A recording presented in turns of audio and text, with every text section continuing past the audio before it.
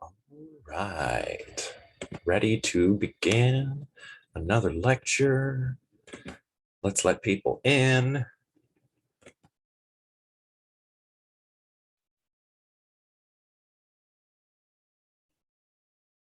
All right.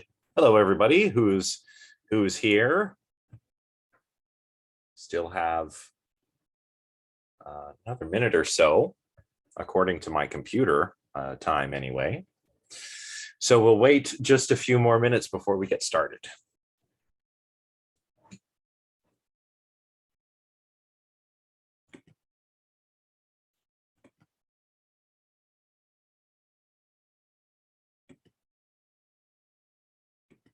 Much better. I say to my girlfriend that I think I get like one good sleep a month. And I think it was last night. So I feel pretty good.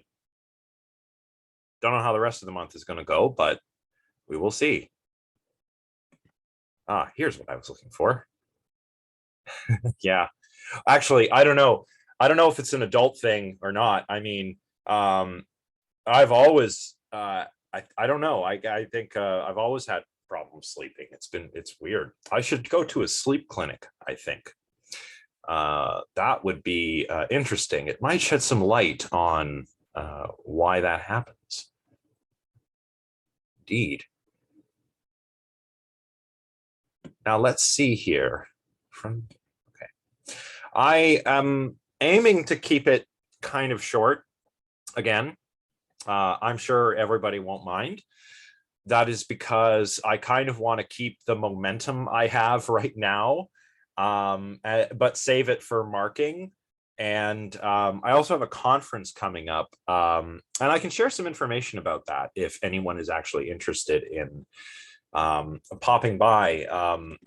I'll be presenting a paper on the philosophy of the paranormal, specifically on eeriness, kind of along the lines of what I was talking about in our workshop, our essay workshop. So I'll put those details into the Discord server, and anyone who's interested can drop by and check it out. It's all online. And it's not just me, of course. It sounds like there's going to be some other interesting speakers. So I plan on sticking around for the whole thing. Yeah, indeed. I think it will be pretty sick. I think it'll be really fun. And it's going to be nice to do something conferencey, which I haven't done in a little bit. If I can move this. Yes, perfect. Well, I suppose we better get started. A few more people will probably show up, but that's all right. As I said, I'm going to try and keep things a little short today. I'm sure we're all looking forward to getting to the weekend, especially after having just come back from reading week. So we're going to cover most of the section from the chapter that deals with perceptual theories of emotion. And then on Monday, we'll cover the rest and then do whatever we can in the next chapter. So that is the plan.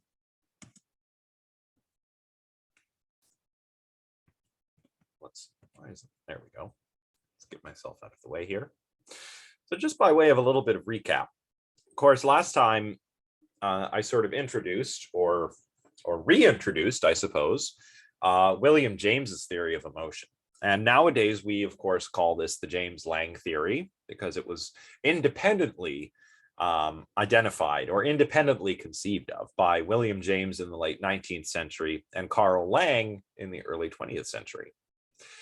And there are various modern versions of this theory as well.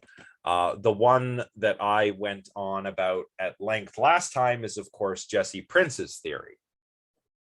Jesse Prince's theory is very much an updated sort of synthesis between the James-Lange theory and Lazarus's appraisal theory, where these are all embodied or or James-Lange at least, and Prince's theory are embodied theories or perceptual theories. Lazarus's is a cognitive theory. So it's actually a lot more like the evaluative judgment theory. And we're actually going to come back to the evaluative judgment theory today for a little bit. But the core idea in the James-Lange theory is that emotions are just our perceptions of the changes that occur in our bodily states in response to, something important happening in the environment, an event, an object, a person, a scenario. And of course, we can extend this to things that are imagined or simulated or dreamed, right? One of the things that we talked about last time was that whereas James is talking about body states, nowadays we would probably talk about activation in the right kinds of brain regions instead of body states. So we don't need a response in the peripheral nervous system, but we do need the activity in the brain that would have occurred had we had the same response in the peripheral nervous system, right? Whoops, getting ahead of myself there. So we talked a little bit about the sort of core of the James-Lange theory, but we also pointed out that all of these emotions, even if emotions are just constituted by perceptions of changes in body states, emotions are still directed at something, right? They're directed at the elicitor of the emotion. Right, the emotions still have sort of an intentionality, even if what they are, even if what they are fundamentally is a perception of a change in body state, they still seem like judgments in the sense that they are about things. So even if fear, for example, is my perception of all the changes in my bodily state that happen when I become frightened by something, fear still seems to involve some kind of judgment about the frightening stimulus, namely that it is dangerous, for example. So just this one insight, as we saw last time, is enough to reject James's theory, because James's theory is, fundamentally saying that what is constitutive of an emotion is a perception in the change of your somatic state, a perception of changes in your nervous system, in your heart rate, a respiration, in your skin response, facial expression, right? These are all things that we perceive, and that is the emotion. But emotions still seem a lot like judgments nonetheless. And this insight that emotions are directed at things and that they tell us about the things that cause our emotions is an insight that's really at the core of the evaluative judgment theory. We've already sort of spelled out a lot of the problems with the evaluative judgment theory. But today we're going to see if we can address some of the problems with the James-Lange theory. And we're going to do that by taking a look at probably most, not all, but most of the section in chapter 6, emotions as direct perceptions of value. We'll finish the last bit of this section and the following section, emotions as indirect perceptions of value, next time. So since we're going to be coming back to the evaluative judgment theory a little bit, we better do some recap. So recall that the evaluative judgment theory, what's that all about? Well, according to Deonna and Teroni, this is how they recap it. They say, beyond its effects on our body, the principal feature of an emotion is to inform the subject of the significance of objects and events have for her. Emotions reveal to us a world imbued with value. So, on the evaluative judgment theory, what emotions are fundamentally are just judgments.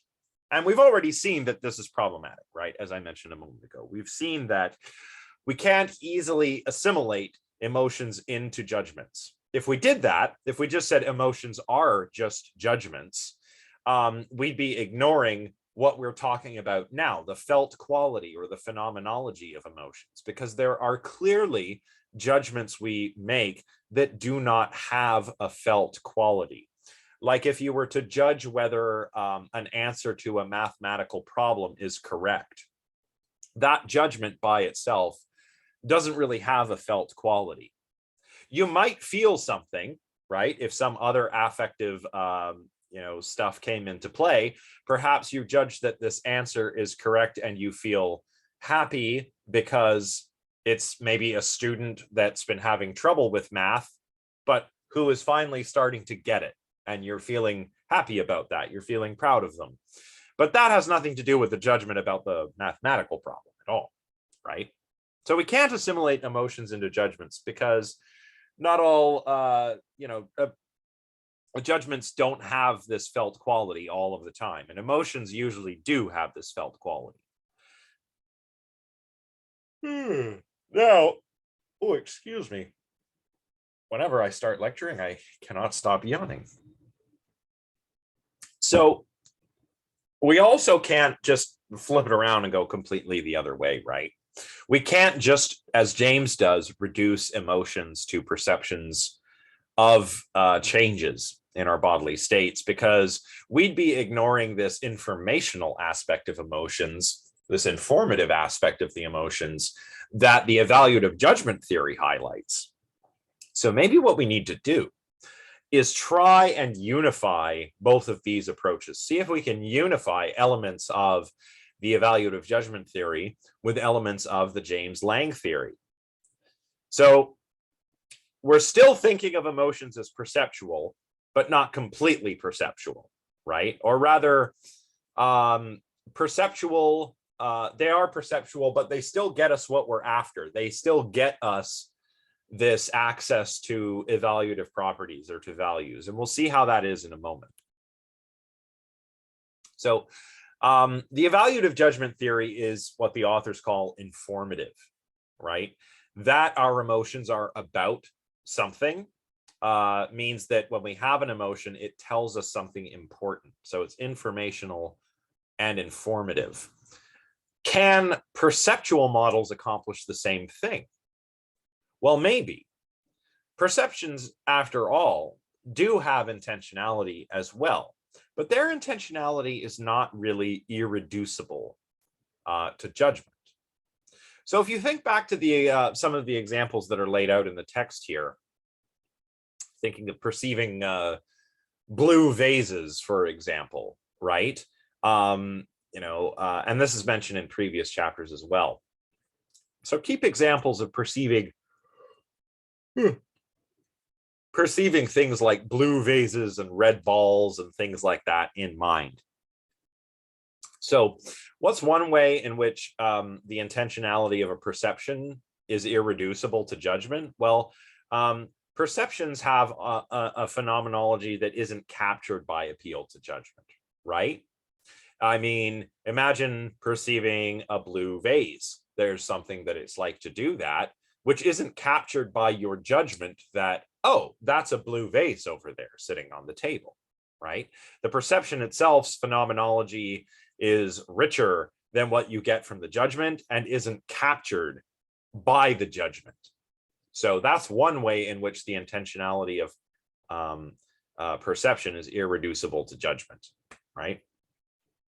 Perception also doesn't seem to require the exercise of concepts that making a judgment seems to exercise, right? You need to exercise concepts to judge that you are looking at a blue vase, a concept of the color blue, of a vase, things like this, to make a judgment that you're looking at the vase, that is. But to just see the blue vase, you don't need to employ concepts in the same kind of way. And finally, perception involves more fine-grained discriminations of content than judgments do. And I think the example in the book here comes from Dretsky, who says that, we can perceive many, many different shades of blue, even if we only use one word to refer to all of them, or if we only have this one concept of blue. There are still many different colors that would trigger the activation of the concept of blue if you were perceiving it rather than judgments, right? It's kind of like saying the sky is blue, right? That's a judgment. I judge that the sky is blue. Okay, that's my judgment. But if I'm just looking at the sky, well, there are various shades of blue, from horizon to zenith, as I'm perceiving, I make these fine-grained discriminations just by virtue of looking at the sky. Like, oh, it's kind of lighter blue by the horizon and darker blue towards zenith, right? Something like that.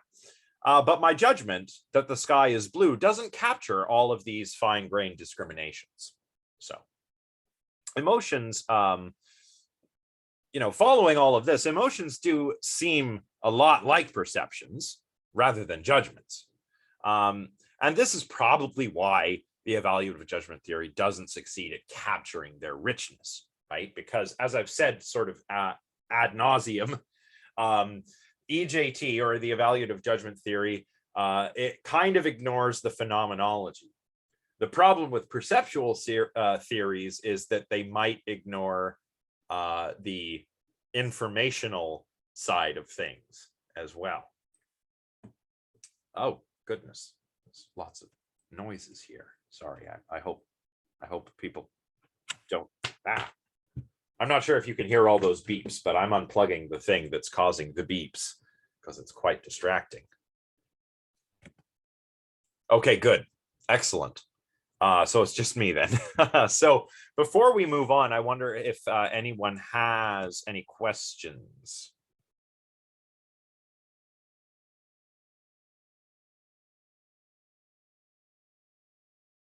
Oh, that's good to hear. Yes. I mean, we all know the scoop. The book is dense, and sometimes it takes a couple cracks at it to really clarify things, right? So the idea of perceptual theories of emotions, or where we want to go with this section, is that emotions aren't judgments. They aren't judgments about evaluative properties, but rather they are perceptions of values, perceptions of evaluative properties. So Deonna and Teroni, they put it like this on page 67. They say, being afraid is to perceive danger. Being sad is to perceive a loss. Much as having a visual perceptual experience is to perceive, say, a red circle.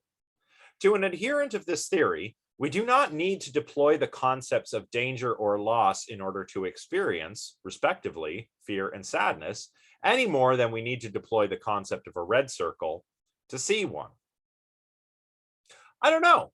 When I was reading this, I was struck by, I'm not sure if I agree with that.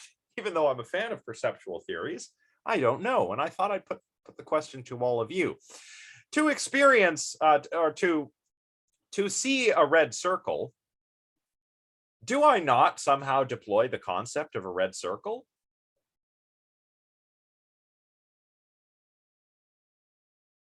I mean, if I were to make a judgment that what I was looking at is a red circle, I would think that that concept would need to be activated. My concepts of red and circle.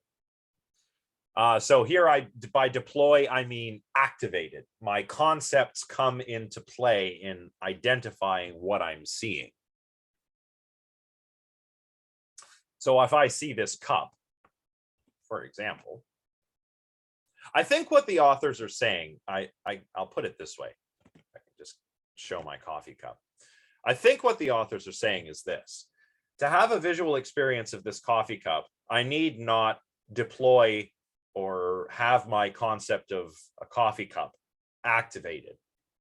But to judge that it is a coffee cup, perhaps I would.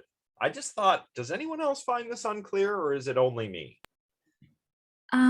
I think that this might, I'm not saying I'm sympathetic to it, because I think it's a little like they would have to maybe explain it a little bit more, because I'm making an assumption with what I'm doing here.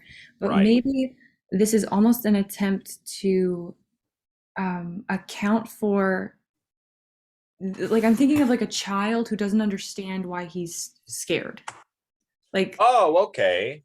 I then see. maybe accounting for the like they might have the concept of danger or loss, but not because they can't articulate it or not are not sure what it is that's scaring them. Maybe that's a, Ah, okay. So maybe if I were to rewrite this section, what I would say is that when I'm making a judgment, I am explicitly deploying a concept or concepts, but that right. child is implicitly deploying them.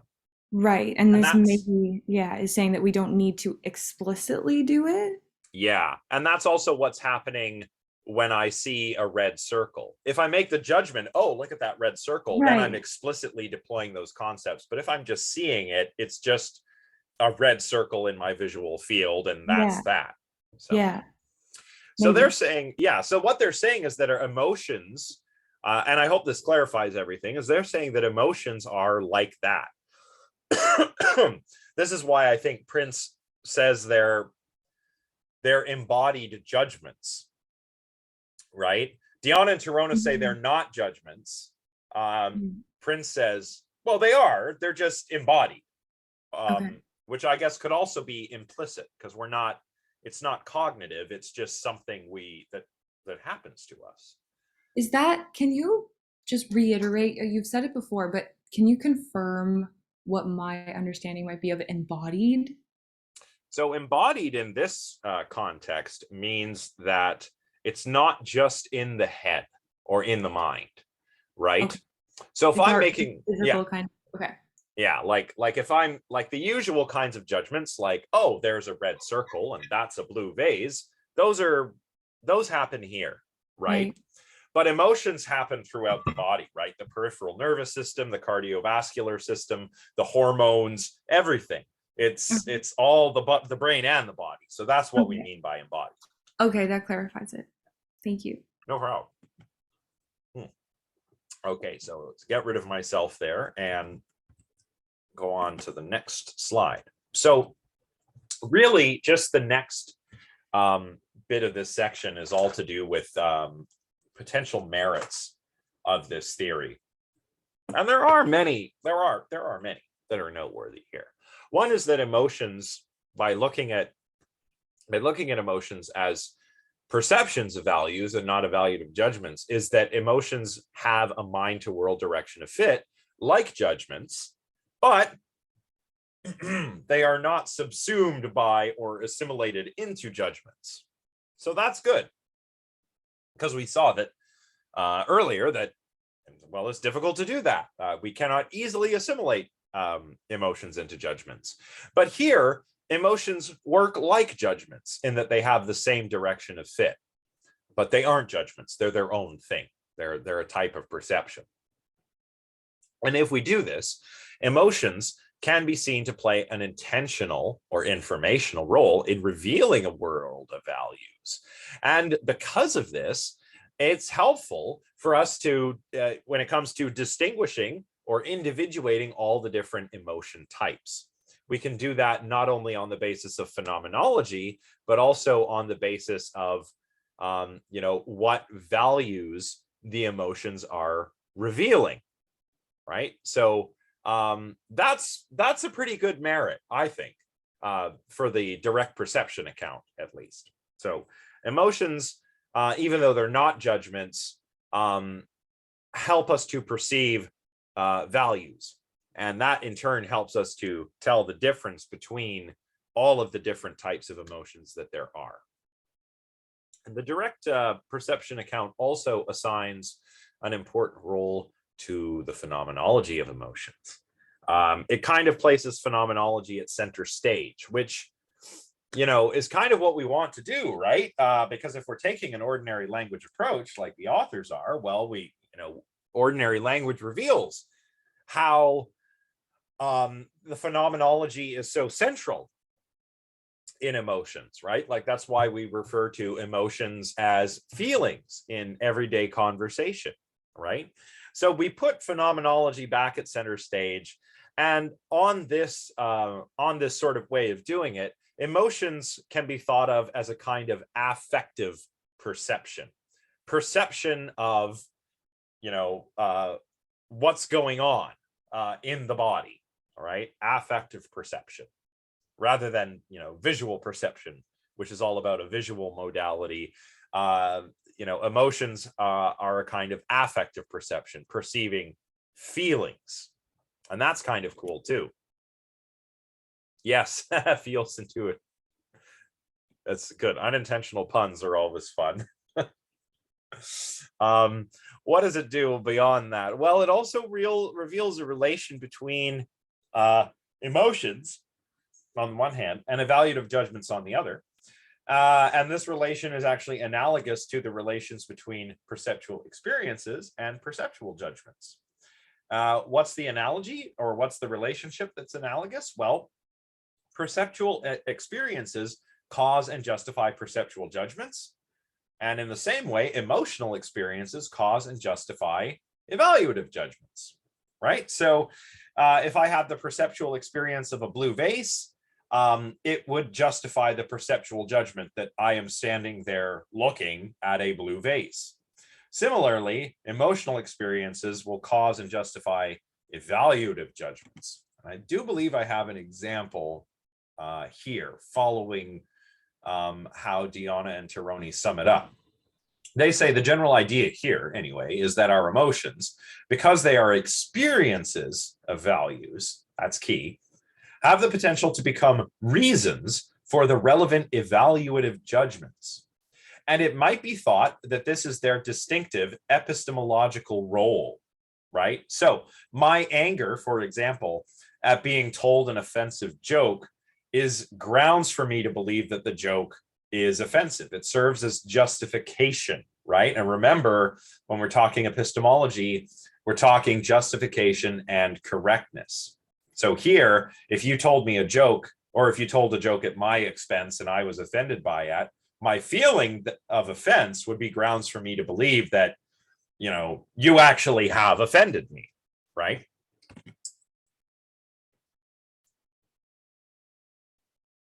Well, okay, let's pause and talk about subjectivism. Actually, because this is something I noticed in some of the early critical responses, right? Emotions are subjective. Yes, we all agree. Yes, emotions are subjective.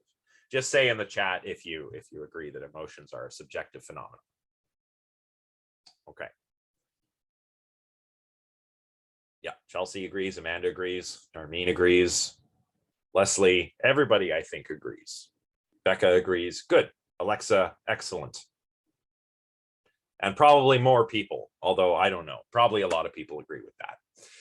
Does that mean that emotions cannot be correct or justified, though? And the reason I ask this question is because I did notice some people in their first response took issue with the epistemology of emotions, because and they would say, like, well, look, emotions are subjective, so we can't say they are correct or incorrect, because that's an objective thing. Correctness and justification, these are objective things, and emotions are subjective. So I'll put this question to all of you. Is that really a problem, right? Can emotions be subjective and therefore not have experiences or not have justification and correctness conditions? Or can they have those conditions and remain subjective?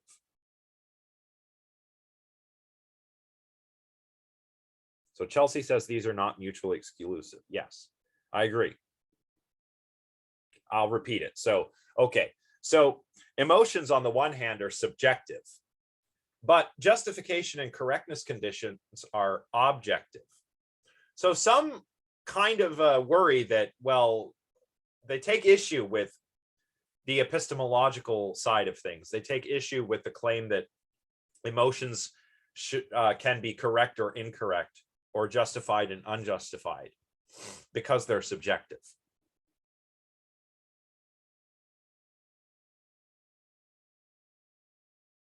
Yeah, exactly like you've said in the chat there, Chelsea. So emotions are subjective. So are beliefs, right? So are beliefs. And beliefs have the same justification and correctness conditions, right? So yeah, it's like the case of phobias that we'll talk about here on this slide. Phobias are what we would say are incorrect and unjustified emotional responses when we have an episode of fear that's part of a phobia. If I'm arachnophobic, for example, and you showed me what's a harmless spider, a jumping spider. They're little cute spiders and they jump around, right? Somebody who's arachnophobic would be afraid of that, and that's subjective and that's real. Yeah, they're experiencing that. But saying that their fear is unjustified or incorrect, we're not saying, oh, you're not really afraid. We're saying you ought not to be afraid because this spider, it's a jumping spider, it's harmless. It's all fuzzy and it just jumps around. It's not a black widow or a brown recluse or one of those spiders. It's not going to bite you and kill you. If fear is all about danger, then not only are you not justified, but your fear is not correct. But it's still a subjective experience. And keep in mind, this happens with, beliefs, which are also subjective, right? Just to get back to Leslie's point. Yeah, like Leslie says here in the chat, exactly. Emotions are subjective. A lot of things are subjective. We can still be right or wrong in having those subjective experiences, right? And yes, as Chelsea points out, in cognitive behavioral therapy, dialectical behavioral therapy, and I don't know what this third one is, but in many types of therapy, acceptance and commitment. Oh, okay, thank you. That's interesting. I learned a new thing. In therapeutic settings, many people have phobias or neuroses or even just like past traumas that affect their emotional life in the future. And it's not to say like you shouldn't feel such and such a way about something that happened to you in the past, but also in the future you have to recognize when it's proper to feel the same way. Like somebody who has post-traumatic stress disorder, right? Like, yeah, you had a traumatic event happen to you and that's why you feel this way. But you also have to learn that, when you go to the grocery store, that we want that not to trigger your PTSD, right? So that's what this is all about. This sort of subjectivity and justification and correctness, right? So my example on the slide was fairly straightforward, but I think those are better examples. Those all really help explain things. And this can also help us to explain irrational emotions, the emotions we were just talking about that are neither justified nor correct. We would say they're irrational or that people are being irrational. Well, good. Yeah, well, not just me, everyone else helped come up with some examples too, right? So that's great. But these examples here, irrational phobias. Well, now we can say that, well, maybe there aren't really irrational emotions. Maybe there are emotions that are kind of like perceptual illusions, right? And I really like this because this is what I argued. This is basically what I argued for explaining why humanoid artifacts cause a sense of eeriness, right? It's also like a perceptual illusion. So EJT has trouble accounting for so-called irrational emotions like phobias, because what are we going to say? Are we going to say that people are just being irrational and making these irrational judgments? Well, no. Instead, it's like a perceptual illusion, right? Let's get some examples of perceptual illusions going. I've got a few here. Who knows the Molar liar illusion?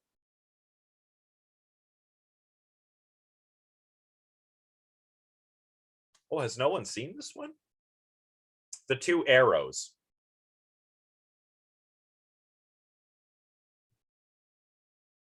Oh yeah, everyone's seen. There's two arrows. I'll draw a picture. It won't be very good, but I'll try. I have to find something of the same length here. Let's see. I can use my coaster.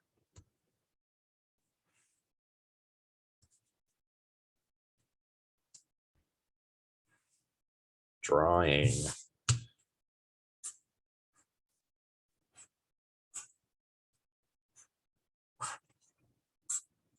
Oh, wow, that's weird when you draw it. You see it happen right in front of your eyes.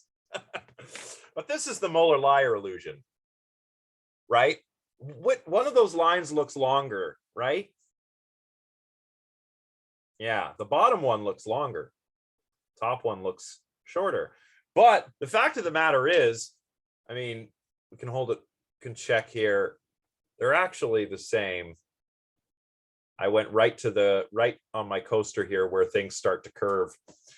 They're actually the same length. Now, you know that. I've told you they're the same length, and you could have a ruler and measure it out. You still experience the illusion, right? Phobias might be like that, right? You know the spider is not harmful. Like, I know that's just a jumping spider, not a brown recluse, but you're still afraid of it, even though you know it's not venomous, right? So perceptual illusions are great. And there's many other illusions. The moon illusion is the best one. If you guys all want to experience the moon illusion, you can just go outside, right? And the moon illusion is so cool because it's the moon. It's out there, it's in space, it's right there. Yeah, just go outside. Go look at the moon on a clear night. If you've got a full moon, the next full moon, go outside and look at the moon near the horizon. The moon it looks very large. I'm sure you've all seen this. The moon looks very large. Yes, ginormous, as Chelsea says. It looks huge. This is what we would call, an illusion where the angular size appears to be bigger. The angular size basically is like if the sky is 90 degrees from horizon to zenith, and each degree can be broken into an arc minute, and each arc minute can be broken into an arc second, and it gives you a way of saying the size of things in like arc seconds, arc minutes, or degrees in the sky, and that's called angular size. When the moon's rising, it looks large, and when it's in the sky, it looks small. But if you were to take a ruler and hold it at arm's length and measure the angular size in like inches or centimeters from when it's rising to when it's up there in zenith at the height of its trip through the sky, you would find that the moon is the same angular size. That's why the moon illusion is my favorite illusion, because you can, it's just there. You can just go look at it outside, and it's very cool. Try it on the next full moon. It's very neat, very fun. A little backyard astronomy. So, this is just a long way of saying that, so-called irrational emotions might be like this. You're afraid of the spider, even though it's not a venomous spider, it's not going to bite you, but you're still afraid of it. Same like, the two lines of the Molar liar illusion are the same length. You nonetheless continue to perceive that the lines are of different lengths. Yeah, I'm glad everyone's excited to go try that. And keep that in mind next time you're having an emotion that you suspect might be quote unquote irrational. Think of the moon illusion, think of the Molar liar illusion. Think, well, maybe this is what's going on here. It's a sort of perceptual illusion with the emotions, right? And that's apropos of everything we've just been saying. That's exactly what I think the uncanny valley phenomenon is. So yes, that's like some Eratosthenes shit right there, going out with sticks and doing philosophy. Yeah, that's awesome.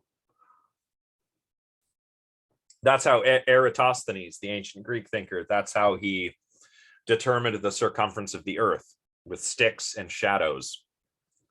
Very interesting. And he got it pretty much right. That was 2,200 years ago. So you can do a lot with sticks. Very good. Very good. Okay. Now, where are we? Okay, so yeah, I mean, this all seems quite promising. But there's some potential issues here. Oh, wait, before got a question. Leslie asks, I don't know if this is off topic or if it will be addressed later, but what do you do when you experience irrational emotions? Like, you can acknowledge it's happening, but not but what do you do about it though? Oh, I see. Yes. I don't know. This is something that a mental health practitioner would probably be able to answer, because from my experience with therapy, yeah, Chelsea just says therapy there. Yeah, you want to acknowledge what is happening. Like, okay, that's the way I'm feeling, but you also want to think about it. Okay, but am I really justified and correct in feeling the way that I am? And in doing that, you sort of get into the habit of critically testing your emotions, right? You start to change the way you think, and that's primarily what is done in cognitive behavioral therapy, is changing beliefs and changing ways of thinking. So that's what I would say. But a therapist would probably be able to give you a much better answer than I could. So anyway, I hope that helps. Let's see, how are we doing for time? 8:15. I think we can probably finish by 8:30 or so, which would be good. I like when we go off topic, by the way. The book is good, but sometimes you need to get off of the path a little bit. So, all right. So far, the theory of emotions as direct perception of values seems a little promising, but the authors raise some points against it, of course, as they always do. They say on page 67, oh, excuse me, goodness gracious. They don't say that. They say, quote, although the perceptual theory of emotion seems particularly well suited to account for the specific intentional, phenomenological, and epistemological roles of the emotions, it promises perhaps more than it can deliver. How is one to understand the appeal to perception? Is it simply an analogy, or should one take this idea of evaluative perception literally? If the perceptual model is understood in the literal sense, what model are we appealing to? So, can we apply this analogy between perception and emotions literally? Or is it mere analogy? Are emotions not actually perceptual, and we're just analogizing them with perceptions, right? To see what's going on, Deonna and Teroni want to sort of flesh out some of the differences between how we typically understand perceptions and emotions. Yeah, needing to define terms. Yes, basically, we need to look at the language we're using, right? What did Wittgenstein say? Philosophy is just misunderstanding language, right? So that's what we need to do here. We need to see if we're misunderstanding language. So yeah, it's good. Okay, so quote, the first point to emphasize is that the proposal, of emotions, direct perceptions of value, flies in the face of ordinary language, given the way we talk about the emotions. The perceptual model has it that emotions are literally about values in exactly the same way that an object's color and shape are what a given visual experience is about. But that's problematic, right? If emotions are literally about values, is that exactly the same as the way that the visual qualities of an object are what a visual experience is about? Well, no, it's not, right? If it were true, we wouldn't say, I'm afraid of the spider. We'd say, I'm afraid of danger, because that's the value. That's the evaluative property that we're talking about. But our perceptual model, if it's saying that emotions are literally about values, well, that can't be right, because if you're afraid of the spider and you go, ah, and someone says, what are you afraid of? You don't say, I'm afraid of danger, right? That's just absurd. We say we're afraid of the spider or of the dog or the bear or of the speech we have to give, right? So yeah, I actually think that was a good the authors putting it this way. It was kind of funny. And it's also kind of weird to say that emotions are like detection mechanisms, the way that our perceptual powers are, right? And this is something that I don't have in the slides, but that the authors mention, quoting from Prince, I think, or citing Prince. Jesse Prince points out in Gut Reactions that all of our perceptual systems, have an organ, right? Vision, we have eyes, audition, ears, olfaction, the nose, taste buds, but also the nose. We've got organs for all of this. We don't seem to have the same kind of thing going on for the emotions. Although, again, I don't know if I'd agree with that. That's a funny thing for Prince to say as an embodied theorist, because I mean, what on earth is the brain and the peripheral nervous system other than an organ by which we come to experience emotions? I don't know. That's a weird thing for Prince to say, but maybe I'm being a little uncharitable there. Yeah. I mean, I don't know. Maybe he knows something I don't, and that's why his hair is so cool. I'm not sure. But it is weird to say that emotions are like the detection mechanisms in the same way that our eyes are like visual detectors, right?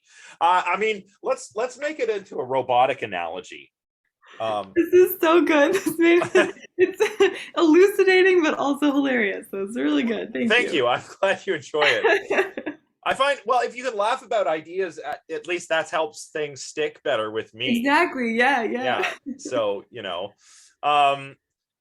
Leslie, can I get you to clarify that? An interesting way to think of emotions.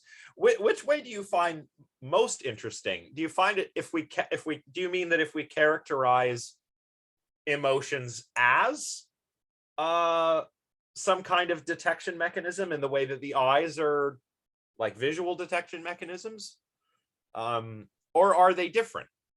I think it sorry if there's like a lot of noise. There's like a lot No. of fireworks because today's Diwali and stuff like that. So if you hear Oh like yeah, a loud noise, that's fireworks. that's right. I like festivals of lights. That's great. Happy Right? Diwali to anyone who's here who might be celebrating, by the way. I was like thinking about it like say for example, like when you get like a gut feeling and your gut feeling would be like, oh my gosh, you shouldn't do this. Wouldn't that like in a way be a detection mechanism? Like I was thinking about it like that. Yeah, and that's kind of where I wanted to go with my robot analogy. Because if you have a feeling in your gut, that's your nervous system, or perhaps just the right brain regions doing that. And maybe it's not as straightforwardly modular as our other sense modalities are.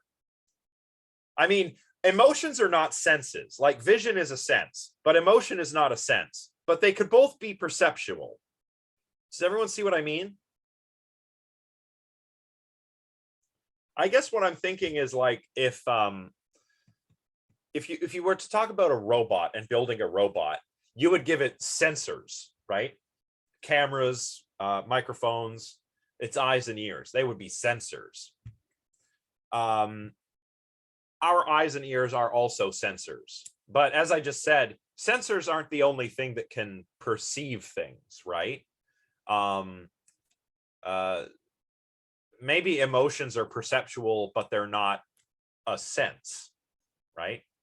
Even though in everyday parlance, we do sometimes say like, when we talk about people like a sixth sense, that's often just intuition. And intuition is just a rapid unconscious judgment, often underwritten by a gut reaction. So I don't know. I'm getting more confused now. So maybe we better just move on. Let's see. How are we doing for time?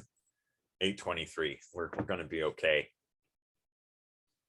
Yeah, Ever, that's right, Chelsea. Gut Reactions. It's a very good book. It is really good. I read most of it when I was doing my master's stuff. It's much more straightforward than this, and Prince's theory is quite compelling. Yeah, I do suggest, actually, yeah, that's a good suggestion. I do suggest that if any of you wanted to organize a study group outside of class, that would be really beneficial. And you could do that over Discord with one another if you wanted to. So yeah, no, for real, that's a good idea. So the reason why, sorry for going down that rabbit hole, but the reason why it might seem strange to the authors to say that emotions are like detection mechanisms is perhaps not because they're not modular like vision or olfaction, but because our emotions depend greatly on character traits, motivations, beliefs, right? Stuff like that. Like maybe someone's particular emotional reaction is not a straightforward value judgment, but because of a character trait. Like if somebody judges that, this particular piece of art is, unsophisticated and boorish, that might not be because the painting is not a good painting. It could be because the person making the judgment is a snob, right? So that's the difference that I think that the authors are trying to make, to point out between the emotions and other sort of powers of perception, right? So Leslie asks, so when someone has that feeling of feeling off when meeting someone new, that's not an emotion, but just a gut reaction. Well, it might be an emotion. Sometimes mostly when this happens, I get a kind of weird, strange sensation. It is kind of an uncanny sensation, I suppose. I was at the mall the other day, actually, and I saw this guy that made me feel really off because of the way he was behaving. He was in the mall and in the Rito Center, and the security guards were approaching him, and apparently he had just pulled a fire alarm. And I suppose that could have been an accident, so I didn't think much of it. And they were talking to him like, oh, well, would you like to come with us? He says, I'll leave. I don't want to get in trouble. It was just an accident. I'll leave. And I started thinking, like, how do you accidentally pull a fire alarm? That's weird. And then the security guards say, okay, just come this way with us, sir. And he just says, don't touch me. And the security guards hadn't put their hands anywhere near him. And I started thinking, oh, there's something different about this guy.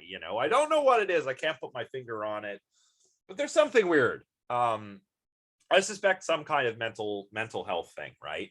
But it makes you feel like, hey, that ain't right. And you're kind of uncertain, it's like mental uncertainty. Feels weird.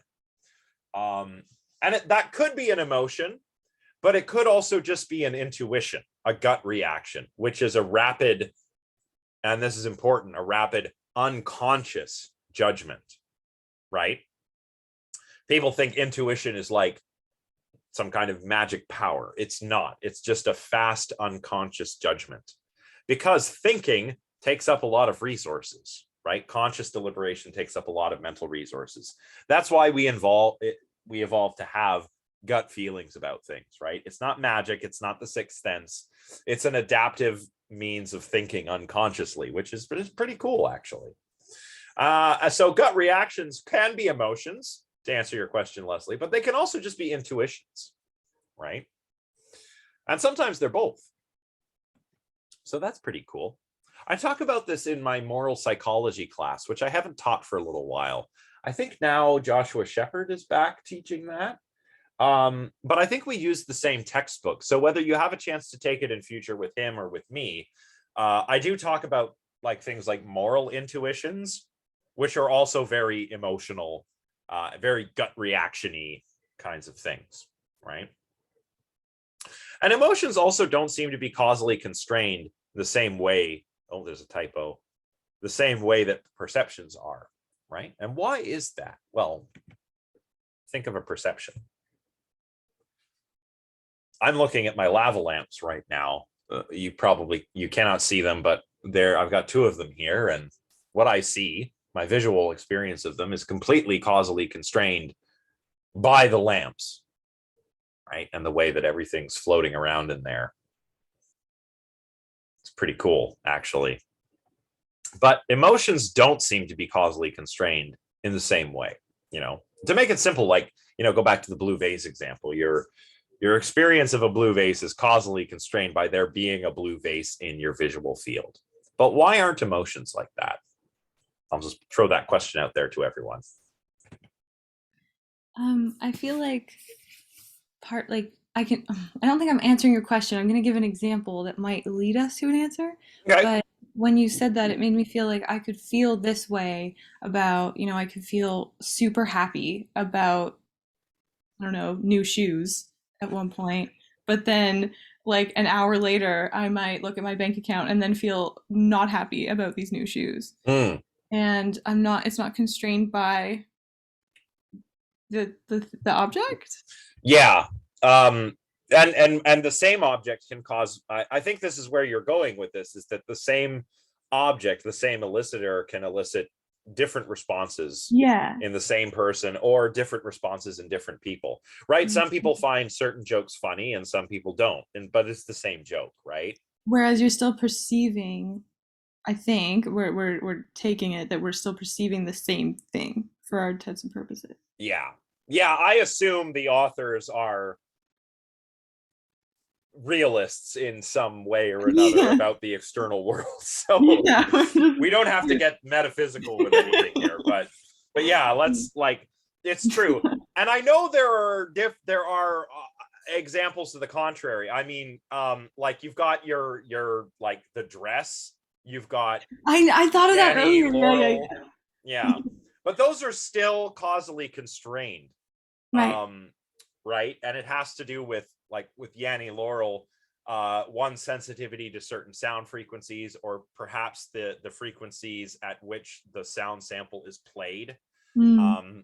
Like, if I put on the sounds thing for Yanni and Laurel, and I put like a high pass filter on it, probably everyone's going to hear Yanni. If I put a low pass filter, probably everyone's going to hear Laurel. Older men are probably more likely to hear Laurel because they're less able, they lose the high frequency range of their hearing, right? So there's tons of different ways in which it's still constrained that emotions aren't, because emotions, as in the previous point, also depend on beliefs, character traits, and many other things, maybe even one's mood, right? Yeah, like how hard I laugh at a joke will depend on whether I'm having a good day or a bad day, perhaps. Yeah, what you just said made me think of something I saw online the other day, where this girl took a video of herself mouthing words that were not actually, nothing was being sung. It was just like a sound effect in a song, but she mouthed two different words. Or no, I guess she typed it on the screen, like two different words each time this noise was made, and both times, because I was seeing the word change each time, it sounded, this made it like the sound sounded like the word. It sounds almost like the McGurk effect. Sure, I don't know what that is. So the McGurk effect is how visual inputs will actually affect what we hear. Okay, right? yeah. So I could like play the sound like fa and show my mouth going fa, and you'd hear fa. But then if I play the sound fa, but I go like buh, buh, as if I was making a ba sound, you'll hear buh, even though I said fa, right? Okay. So yeah, it's like that. It's very cool. That's another perceptual illusion. Okay. Yeah, that's so cool. Yeah. Okay. Leslie and Isabella, they've kind of seen, I don't know if they're talking about that video or the McGurk effect, but it looks like people are familiar. So that's good. So just a few more slides. Yeah, we're doing pretty good for time here. So So maybe we can overcome these difficulties, but even if we do, it's not going to be easy to assimilate the phenomenology of emotions into the phenomenology of perceptions, so the authors claim. And one reason for this difficulty is that emotions, most of them, are valenced, right? They have positive and negative valence, or a positive and negative tone. And we don't really think of perceptions as valenced in the same way. They might later take on a positive or negative tone if we color them with other affective phenomena, but perceptions by themselves aren't really valenced, right? Another problem is that perceptual experiences are transparent, as we call them. And the authors say this about transparency. They say, try, for instance, to describe the content of the visual experience of a vase of flowers on a table. You will realize that it is very difficult to mention anything other than the properties exemplified by the objects that you see. The vase has such and such a nuance of blue. The flowers have this or that form, color, and texture. All these elements are given to us as the properties of the perceived object and not as properties of the perceptual experience. And this is why these experiences are said to be transparent. Yet this is not so obviously the case for emotional experience. And I think that's interesting. I'm not sure if I think I agree with it for the most part, but there do seem to be interesting exceptions to this. But they're kind of special cases. I'm talking like synesthesia and stuff like that. So I suppose by and large, the authors are probably right about that. Our experiences are not really valenced. Our perceptual experiences are not valenced like our emotional experiences are. So are they saying that like we wouldn't look at a vase and say it feels blue? Yeah. Okay. Nor would we say it feels good or bad just to look at the vase, right? Okay. Unless perhaps you bring in other evaluative things like, oh, that's a very admirable vase. It's pretty nice to behold it, right? Yeah. No, this is true. I watched nice to behold it. Yeah, I've definitely said that about a vase. Well, I watched a guy, it was this Korean kimchi pot maker, and he's like a master. He's like one of 30 people who still does this. And I know nothing about vases, but he made this vase, and I was like, I watched the whole process, and I was like, wow, like what a vase. This is nice to behold. Yeah, like it was like, I was like, wow, it was almost satisfying to see it. Yeah, that's fair. That's a whole other thing we could talk about is like there's satisfying videos online where people like cut soap and stuff and ASMR kind of things. That is totally okay. I see what you're talking about now. Yeah, exactly. And like, so is there really not a valence? I don't know. I mean, but these are odd cases, right? Yes, yeah, of course. These are not typical cases. So I don't know. Yeah. The few like a lot of people. Well, my partner does the ASMR stuff. I like to watch acrylic pouring videos sometimes. Those are so satisfying. Just to see how it turns out. It's so cool, or even like those guys that play with magnets. That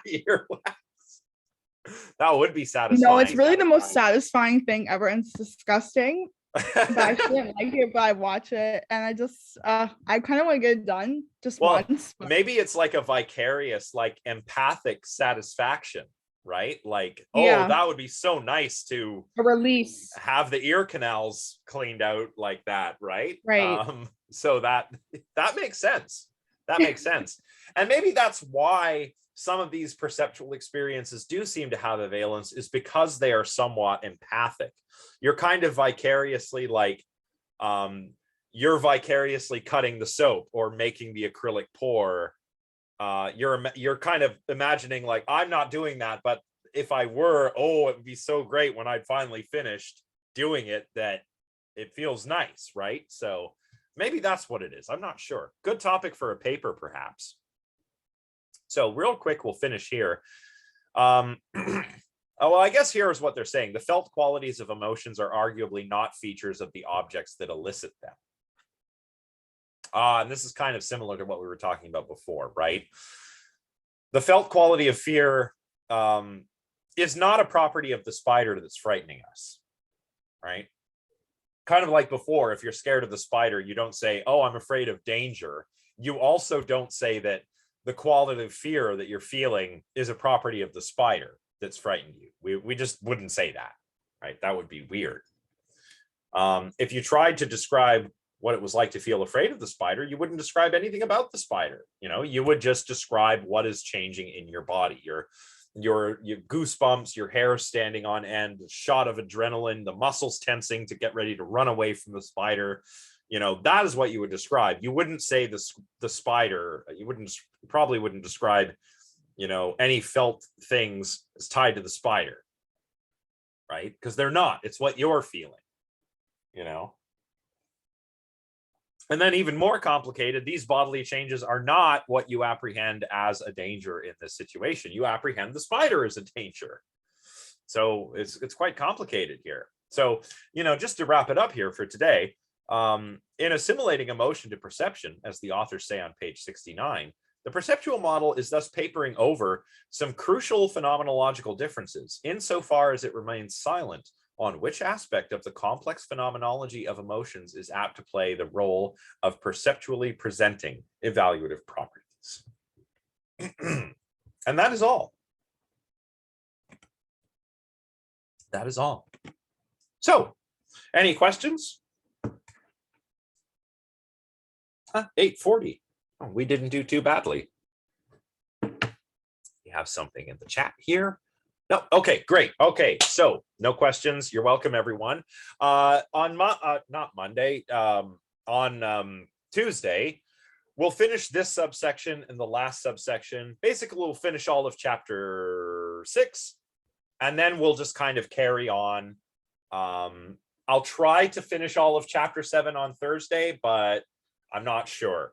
And yes, Sunday, the critical responses. Once again, I am woefully behind on grading, and it's very possible that another extension might happen because I need to get your feedback to you, and I also need to get ready for that conference. And I know that getting your feedback to you comes first, but I'm not going to make you hand in anything if you haven't got your feedback yet. So I might just, you know, fiddle around with these due dates again. Yeah, so I'll keep you all up to speed about that, but it probably will not be due Sunday. If you want to hand it in for Sunday, that's fine, but I'm probably going to change it. So anyway, have a good weekend, everybody, and I'll see you all next time.